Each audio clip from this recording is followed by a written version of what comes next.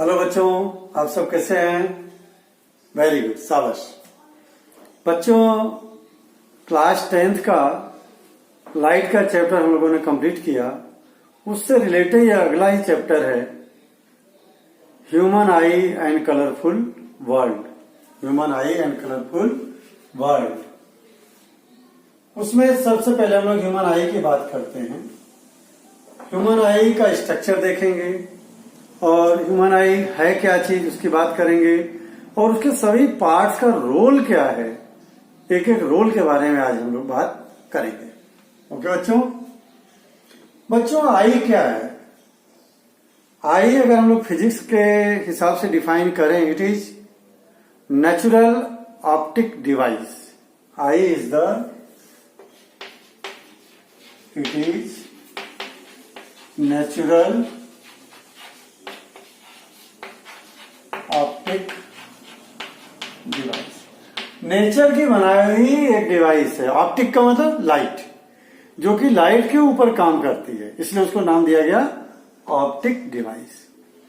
तो it is a natural optic device, यानी प्रकृति द्वारा बनाई गई, नेचर के द्वारा बनाई गई डिवाइस है जो कि लाइट के ऊपर काम करती है। इसका मतलब अगर लाइट नहीं है तो ह्यूमन आई काम नहीं करेगी, ये भी बात फिक्स है।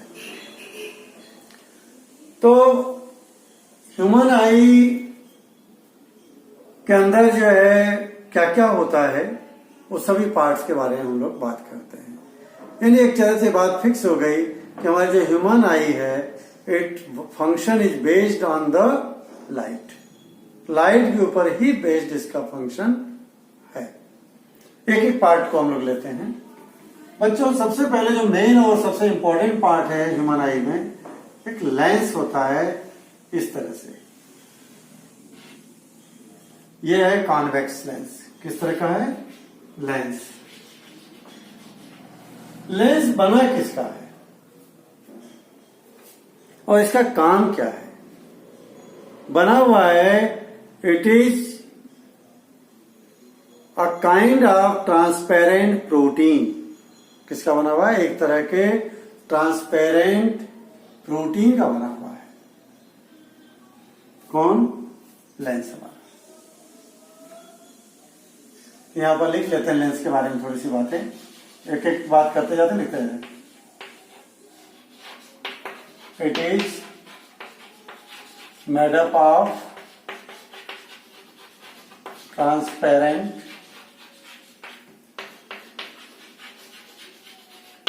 प्रोटीन। लेकिन हमारे जो हम लोगों ने अभी तक ग्लास के लेंस देखा और इस लेंस में अंतर है। It's focal length can be changed. इसकी फोकल लेंथ को जो है बदला जा सकता है। एक बात हो गई लेंस के बारे में। नंबर 2, इसका रोल लिख लें पहले। ये इट्स फोकल लेंथ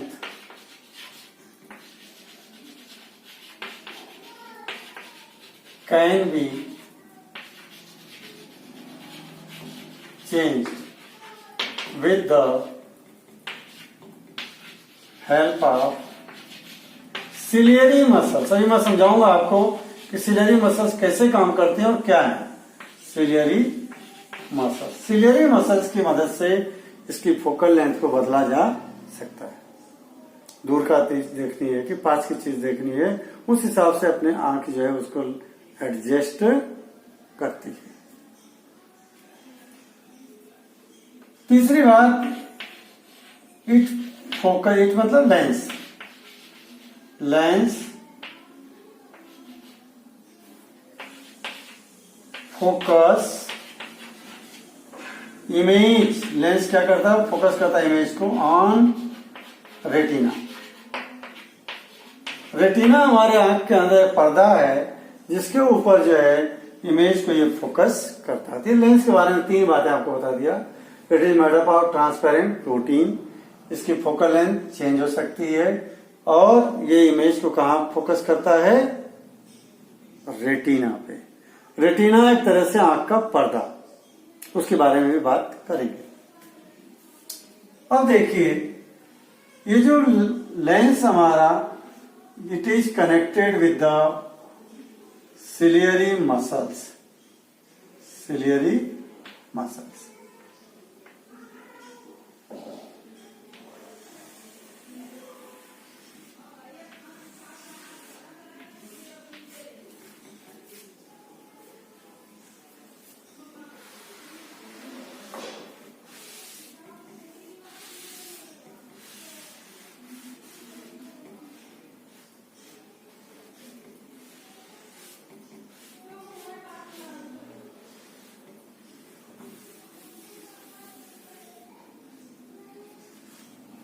देखें आप, ये मैंने आई बॉल बनाई है, एक एक पार्ट बनाता जाता हूँ, एक एक पार्ट के बारे में आपको बताता जाता हूँ।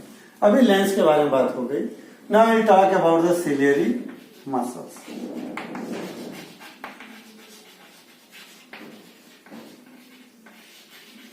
सिलियरी मसल्स जबकि एक किनारे से दिखा, किनारे का नहीं मतलब, जैसे हमारा लेंस है, इधर से भी मसल्स लगी है, इधर से भी लगी हुई है, यहाँ पर इधर से भी लगी हुई है, इधर से भी लगी हुई है, इस तरह से। लेकिन डायग्राम हम जब दिखाएंगे ऐसे तो ये इधर की दिखेंगी, ये आपको ये नीचे दिखाई दे रही है। जबकि इस लेंस के चारों तरफ लगी हुई मसल्स इधर भी इधर भी। अब ये सिलियरी मसल्स क्या, दे आर द फाइबर, एक तरह के रबर के जैसे फाइबर है। जैसे इधर का फाइबर कॉन्ट्रैक्ट होगा, सिलियरी मसल्स कॉन्ट्रैक्ट होंगी, तो लेंस क्या होगा, लेंस को खींचेंगी, लेंस को खींचेगी तो लेंस बिकम्स थिक, मोटा हो जाएगा। मोटा हो गया तो इसका डायमीटर देखिए कम हो गया, इसका रेडियस कम हो गया, रेडियस कम हो गया तो फोकल लेंथ कम हो गई, फोकल लेंथ कम हो गई यानी पावर इसकी बढ़ गई। फोकल लेंथ के रेसिप्रोकल है पावर, फोकल लेंथ के रेसिप्रोकल है पावर। कम फोकल लेंथ ज्यादा पावर। लेंस अगर मोटा है हमारा, थिक है, इसका मतलब उसकी फोकल लेंथ कम है, रेडियस कम है, उसका फोकल लेंथ कम है, यानी उसकी पावर ज्यादा है। अब सिलियरी मसल्स अगर रिलैक्स होंगी तो ढीली पड़ेगी तो खट ऐसे हो जाएगा लेंस। ऐसे हो गया जब when ciliary muscles get relax then lens becomes thin, और लेंस जैसे थिन हो गया तो इसकी फोकल लेंथ बढ़ जाएगी, फोकल लेंथ बढ़ गई तो पावर कम हो गई। इन चीजों को हम रिलेट करके देखते हैं। सिलियरी मसल्स की बात आ रही है, सिलियरी मसल्स क्या काम करती है, control focal length of lens. कैसे कंट्रोल करेगी, when it contract lens becomes thick and focal length becomes less. When it contract lens becomes thick and power increases. Power क्या हो जाएगा, बढ़ जाएगा। क्यों बढ़ जाएगा, because power is reciprocal to the focal length, P is equal to 1/f। और इसका उल्टा कर दो, when it relax lens becomes thin, और लेंस थिन हो गया तो पावर क्या हो जाएगी, पावर विल लेस या decrease, and power decreases, power क्या हो जाएगी, डिक्रीज हो जाएगी। ये बच्चों बात हो गई सिलियरी मसल, यानी ciliary muscles responsible for the controlling the focal length of the lens. अब देखिए इसके आगे बात करता हूं मैं। यहां पे एक ये स्क्रीन टाइप है, ये डार्क कलरफुल है, प्रोटीन का बना ये भी है। This is known as iris. क्या कहलाएगा ये, आइरिस।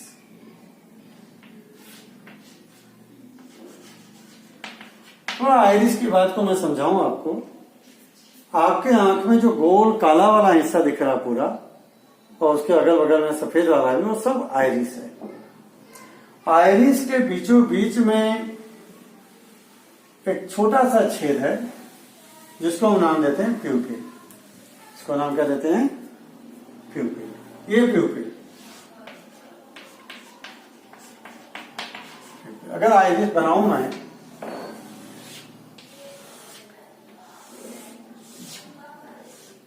ये हम लोगों की आई है, ये जो पूरा देख रहे हैं आप,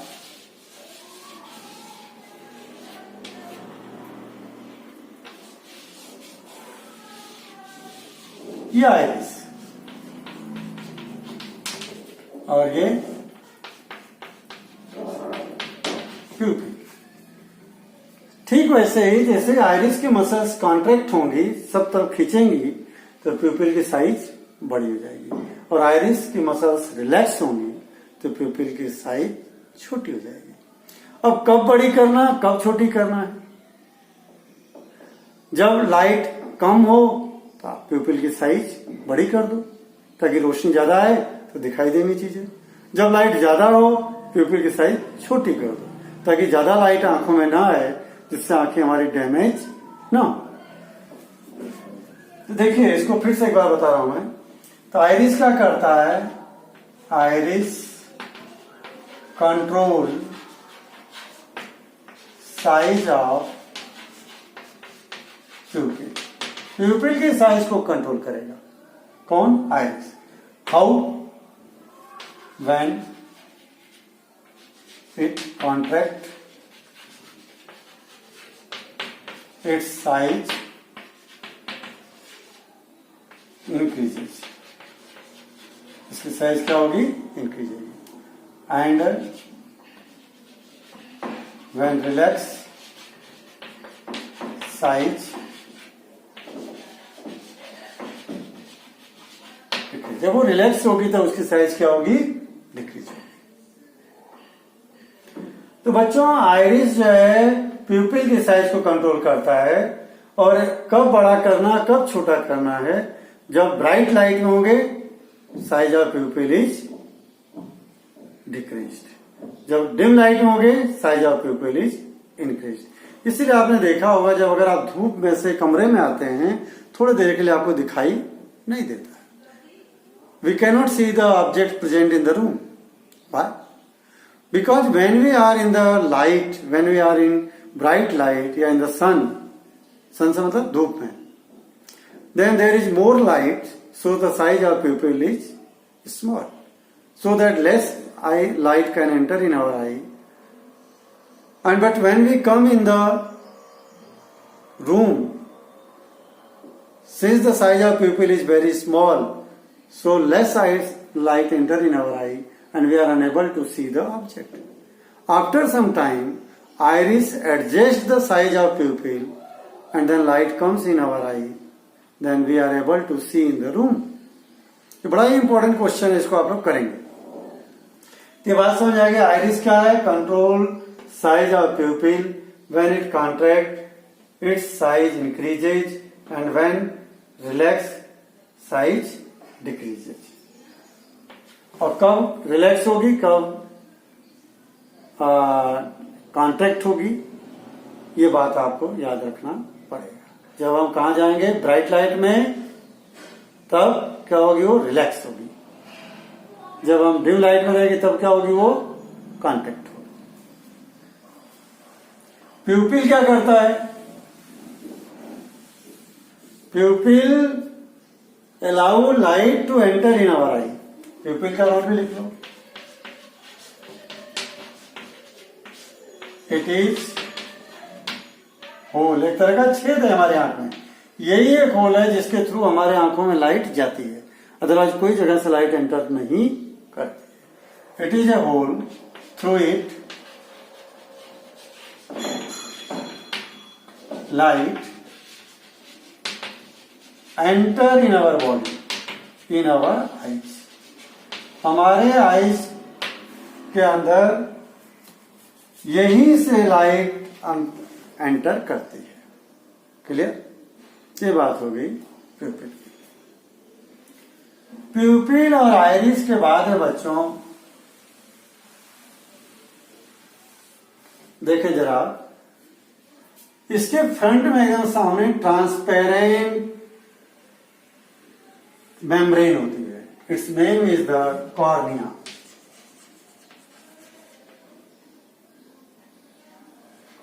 कॉर्निया, कॉर्निया क्या करती, देखिए कॉर्निया का शेप देखो कैसा, कॉन्वेक्स। ये है कैसी, ट्रांसपेरेंट मेम्ब्रेन। तो पहले तो लिख लो कॉर्निया है क्या। It is transparent membrane. कैसा ये ट्रांसपेरेंट मेम्ब्रेन है, जो कि हमारे आई को क्या करता है, कवर करता है from front side, which cover अवर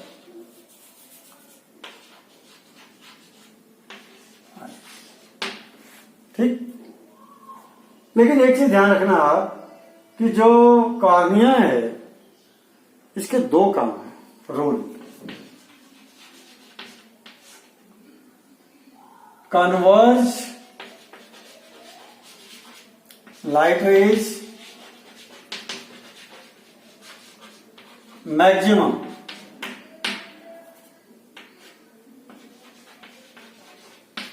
सबसे ज्यादा लाइट रेज को ये कन्वर्ज करता है, लेंस से भी ज्यादा।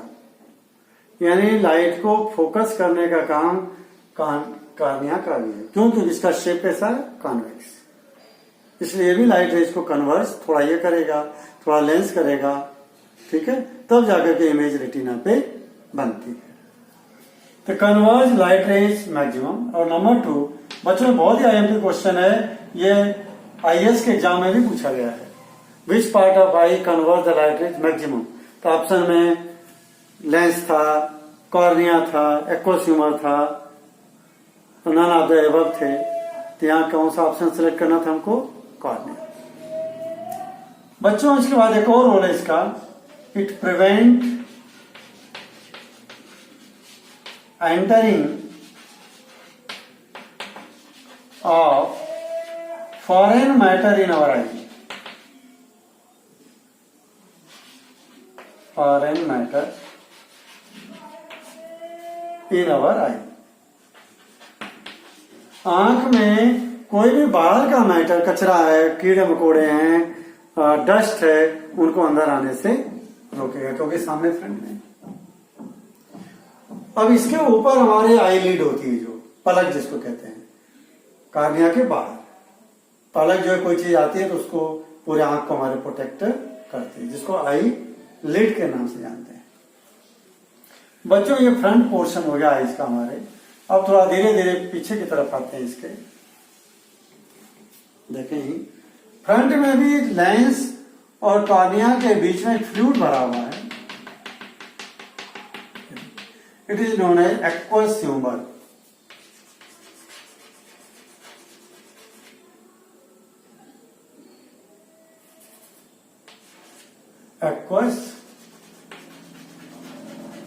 एक्वस ह्यूमर क्या है, इसके अंदर भरा हुआ लिक्विड है लेंस और कॉर्निया के बीच में। कॉर्निया तो मेम्ब्रेन है, और वो मेम्ब्रेन सीधी स्ट्रेच कैसे रहेगी, उस लिक्विड की वजह से। अगर लिक्विड नहीं रहेगा तो स्ट्रेच नहीं रहेगी, सिकुड़ जाएगी, श्रिंक हो जाएगी। तो एक्वस ह्यूमर का रोल लिख लें आप।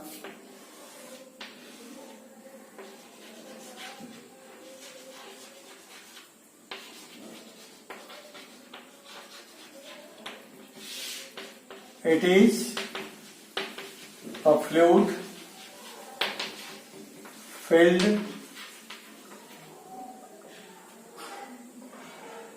between cornea and लेंस और कॉर्निया के बीच में भरा हुआ फ्लूइड है। अब ये काम क्या करेगा, दो काम एक तरह से इसके भी। It turgid the cornea, turgid का मतलब वही स्ट्रेच करके रखना। It turgid the cornea, turgid का मतलब स्ट्रेच करके रखना। It turgid the cornea. और दूसरा रोल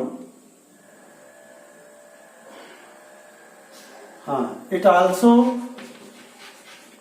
कन्वर्ज लाइट रेज, थोड़ा लाइट रेज को कन्वर्जिंग का भी ये काम करता है बच्चा। ठीक है, ये बात हो गई किसका, एक्वस ह्यूमर का। अब हम और पीछे आते हैं। देखिए ये पूरी आई बॉल है,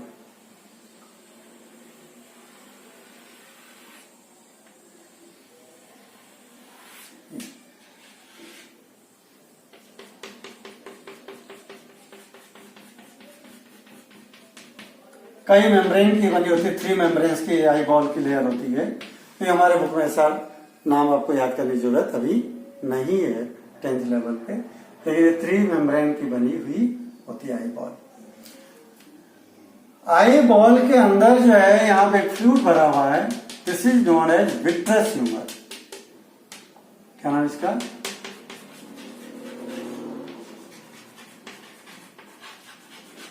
ये क्या करता है, ये बॉल को टर्जिट करके रखता है, पूरा स्ट्रेच करके रखेगा, तान करके रखेगा।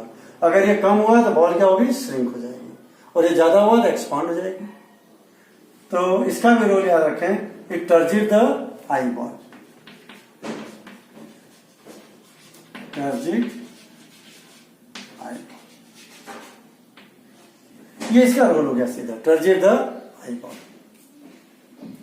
बच्चों ये पीछे का जो देख रहे हैं आप, ये आई बॉल है, और अंदर की तरफ का जो इसकी लेयर है, दिस इज द रेटिना। यही क्या है, रेटिना। अब हम रेटिना के बारे में बात करते हैं।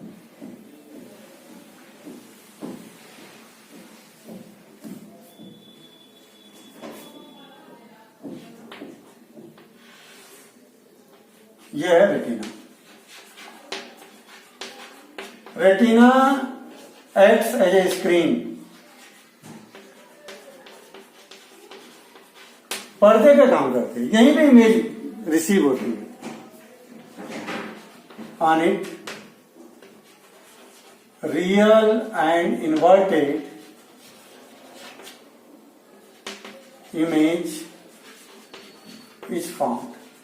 यहीं पे रियल और इन्वर्टेड इमेज बनती है, किसके ऊपर, रेटिना के ऊपर। बच्चों रेटिना की जो सेल्स होती हैं, it is made up of 2 kinds of cell. ये नंबर 1 बात। Number 2, it is made up of 2 kind of cells. Number 1 rod cell, number 2 cone cell. इनका शेप जो है ये रॉड के शेप का है, और ये इस तरह के कोन के शेप का है, इसलिए इसका नाम रखा गया कोन सेल। सेल का शेप है। अब इनका रोल देखते हैं कि करके हम लोग। रॉड सेल की बात करें,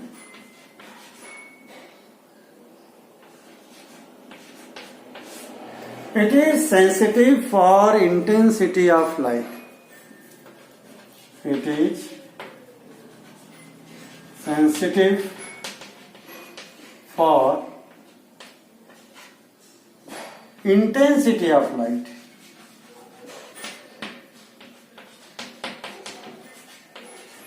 लाइट के इंटेंसिटी के लिए ये सेंसिटिव है, लाइट के इंटेंसिटी के लिए ये सेंसिटिव है। यानी कम लाइट है, ज्यादा लाइट है, लाइट को रीड करने वाला, लाइट को मेजर करने वाला ये रॉड सेल है।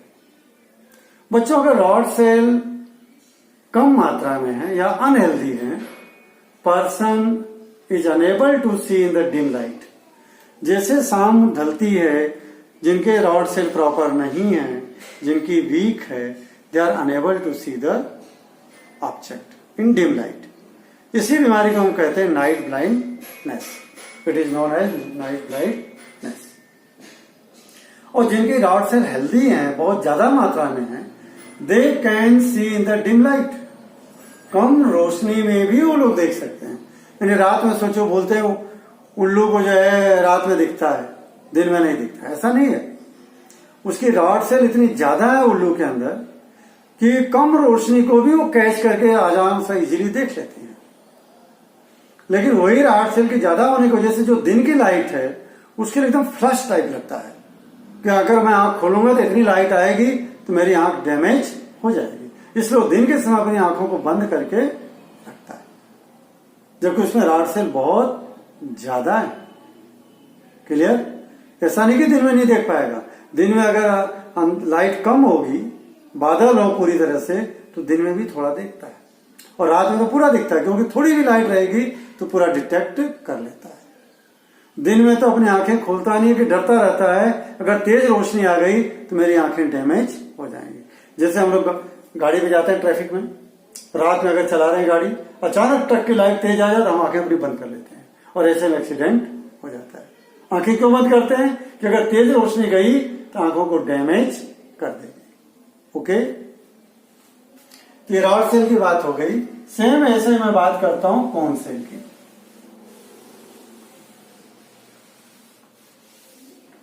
रॉड सेल की कमी से कौन सी बीमारी बताई मैंने? Night blindness.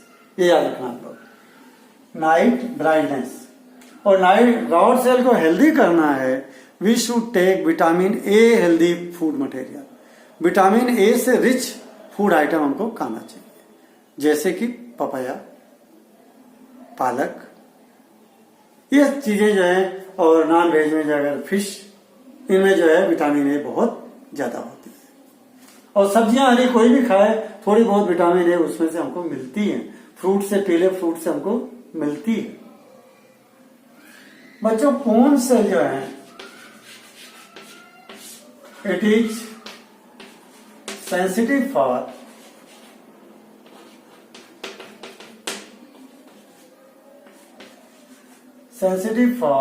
color of light. Cone cell जो है, they will distinguish the colour, different colours. अलग अलग कलर को पहचानना है तो उसमें किसका रोल है? कोन सेल का। रेड लाइट पड़ रही है कि ब्लू लाइट पड़ रही है, कोन सेल का। बच्चों, जिनमें कलर को डिस्टिंग्विश करने की क्षमता नहीं होती है उनको डिजीज कहा जाता है हीमोफीलिया। कौन सी? हीमोफीलिया, यानी सॉरी, कलर ब्लाइंडनेस कह लो, कलर ब्लाइंडनेस। हीमोफीलिया नहीं, हीमोफीलिया अलग बीमारी है, कलर ब्लाइंडनेस की डिजीज होती है। कलर ब्लाइंडनेस की जिनको डिजीज होती है वो लोग अलग अलग कलर को डिफ्रेंशिएट नहीं कर पाते। ऐसे लोगों को डिफेंस में भर्ती नहीं करते, क्योंकि अगर बोला, ऑफिसर ने बोला रेड वाले टारगेट को मारो, तो रेड वाला उसको दिखेगा नहीं, ग्रीन वाले को मार देगा, ग्रीन वाले को रेड देखेगा और रेड वाले को ग्रीन देखेगा। इसलिए जब वो भर्ती होते हैं तो अलग अलग कलर की स्ट्रिप्स टेबल पर रख दी जाती है। उनको बोलता है डॉक्टर कि आप रेड वाला दीजिए मुझे, तो अगर वो ग्रीन वाला उठा के दे दिया तो डॉक्टर समझ जाएगा इसको कलर ब्लाइंडनेस की बीमारी है।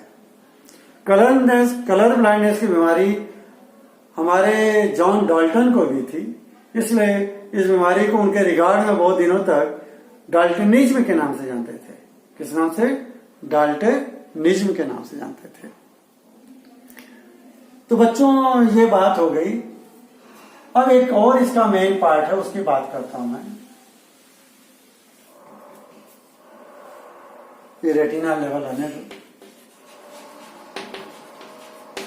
यहां पे बहुत सारे रेटिना से नर्व सेल्स आती हैं, ओरिजिनेट होती हैं।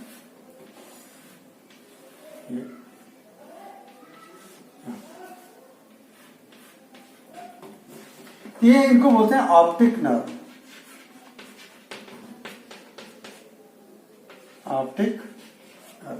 ऑप्टिक नर्व का काम क्या है? जो भी इमेज बन रही है यहां पे, इसका मैसेज ब्रेन को ले जाना, carry message about the image to the brain. क्या रोल है इसका? Carry information about image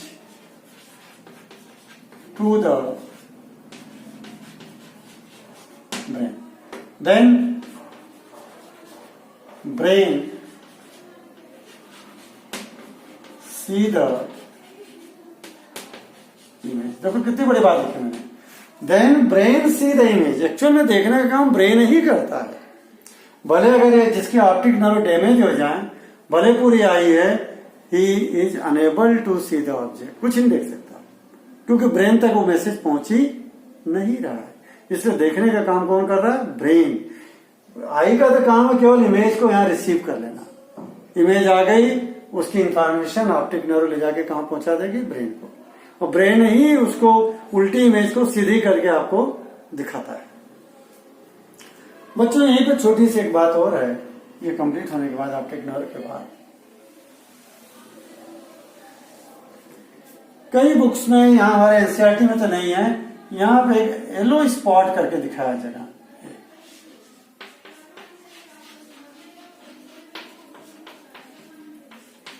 yellow spot से मतलब वो एरिया जहां पे रॉड सेल और कोन सेल बिल्कुल रिच है।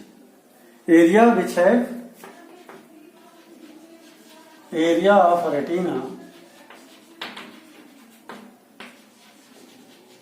विच है रिच रॉड सेल एंड, जहां पे रॉड सेल और कोन सेल बहुत ज्यादा मात्रा में है, वो एरिया क्या कहलाएगा? Yellow spot. यहां पर अगर थोड़ा सा भी, थोड़ी भी लाइट आ गई तो दिखाई देगा, कैच कर लेगा। और ये जो एरिया अगर यहां इमेज बन गई तो इमेज दिखाई नहीं देगी। This is known as blind spot. इसको क्या कहेंगे हम लोग? Blind spot. इसके बारे में ये येलो स्पॉट है तो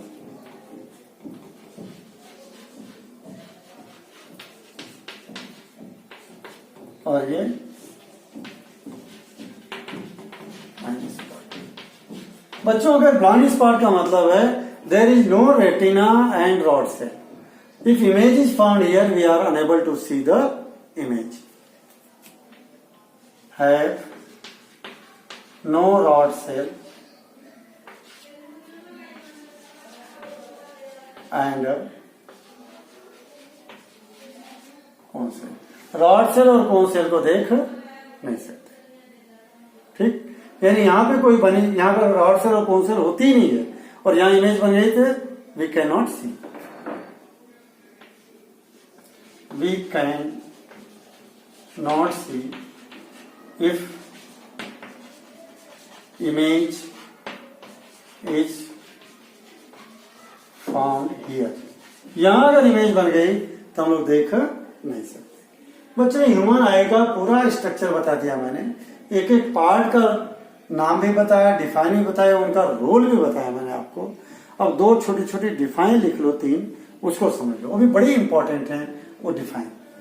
मैं इस साइड का लेवलिंग रब कर रहा हूं, आपके पास लेवलिंग आ गई है। देखो हम लोग ज्यादा से ज्यादा कहां तक देख सकते हैं? सोचो, ज्यादा से ज्यादा हम लोग इंफिनिटी तक देख सकते हैं। अगर मेरा गांव 1200 किलोमीटर दूर है, यानी यहां से 1000 किलोमीटर भी दूर है, और वहां से अगर लाइट आती है मेरे आंखों में तो मैं अपना गांव यहां से देख सकता हूं। इसीलिए तो लाखों किलोमीटर दूर स्टार है, स्टार से लाइट हमारे आंखों में आके पहुंचती है, we are able to see the star. इसका मतलब हम दूर से दूर भी देख सकते हैं। मैक्सिमम कहां देख सकते हैं? Infinity. That is the known as far point. Far point, far point का मतलब हो गया maximum distance, maximum distance from where we can see its value। कितनी है its value is infinity। infinity का मतलब अनंत, कोई सीमा नहीं है, लाखों किलोमीटर दूर तक। लाखों किलोमीटर दूर से अगर लाइट हमारे आंख में आएगी तो हम उस चीज को देख लेंगे। दूसरा नियर पॉइंट। नियर पॉइंट का मतलब इसका उल्टा, minimum distance. Minimum distance from which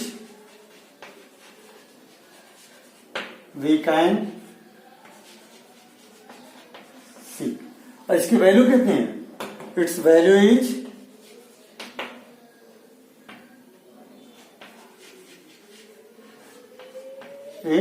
25 centimetre. कितना है? 25 सेंटीमीटर। 25 सेंटीमीटर। इसकी वैल्यू कितनी है? 25 सेंटीमीटर। किसकी? हम मिनिमम देखो जब भी कुछ चीज पढ़ना होता है हमको तो हम 25 सेंटीमीटर की दूरी से ही अच्छे से पढ़ पाते हैं। मान लो अखबार पढ़ना तो हमको कोई चीज पढ़नी होती है, we should keep the book our up to the 25 centimetre away. इससे क्लोजर नहीं, इससे क्लोजर होने पे our ciliary muscle are unable to adjust the focal length of the lens. 25 centimetre तक वो फोकल लेंथ को एडजस्ट कर लेती हैं, हम इजिली पढ़ सकते हैं। पास लाओगे तो दिखेगा लेकिन हमारे आंखों को बहुत जोर पड़ेगा। अब हमारी सिलेरी मसल्स एक्स्ट्रा काम कर रही हैं एडजस्ट करने की फोकल लेंथ को, लेकिन हम 25 सेंटीमीटर से कम की चीजों को देख अच्छे से नहीं सकते। बच्चों इन दो डिफाइनों के बाद में जब आपने देख लिया तो एक डिफाइन और है, power of accommodation. Power of accommodation.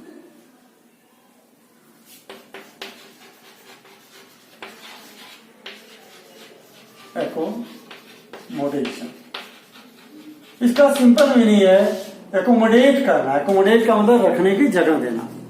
तो हमारी आंख दूर की चीज के भी इमेज को रखने की जगह देती है, पास की चीज को भी रखने की जगह देती है। कैसे देती है? By adjusting its focal length. तो our eye can see the near object as well as for object by changing its focal length. This is known as power of accommodation, यानी ability of our eye, ability of our eye to see near object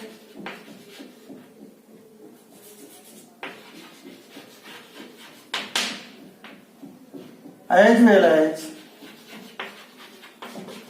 far object by changing its focal length. उसकी focal length को change करके पास की चीज को देखना और दूर की चीज को देखना ही क्या कहलाएगा? Power of accommodation. बच्चों आज हम लोगों ने छोटी छोटी जो डिफाइन थे, रोल थे, देख लिया। और नेक्स्ट टॉपिक हम लोग पढ़ेंगे डिफेक्ट ऑफ विजन। ओके बच्चों, हैव ए गुड